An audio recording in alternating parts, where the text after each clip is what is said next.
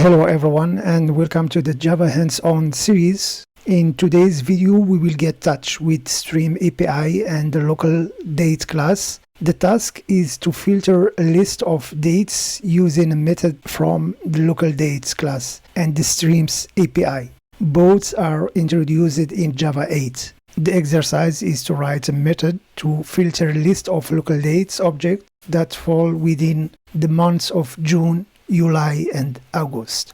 This is the method signature. To solve this exercise, I created this Java project, and this is my class that will contain the implementation of the requirement stream katas, and this is the definition of the method. It just returns null. We will implement it later on, and because we are test-driven developer, we will write the test first. So I created this test class, and let me add the test. I already prepared one. So first application would be an instantiation of stream katas, and we need to provide some data. This one, for example, this return an immutable list of exactly 12 months, 1 until 12, and the expectation. So after filtering the date, the expectation that the result consists of 3 months, 6, 7 and 8, and they are summer months. Now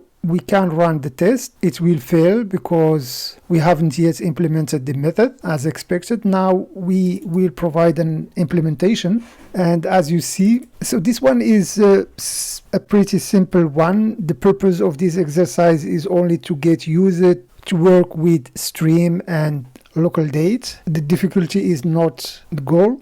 So first we create a stream from our list. After that we will apply a filter on this data using a lambda function and date get, because date is a local date, and we have these methods that it return, for example, a value from 1 to 12, and this one should be equal to 6 as a summer month, or 7 or 8. There is another trick to achieve that. Instead to write a lot of code, you can create a list of this construct. This method introduced in Java 9.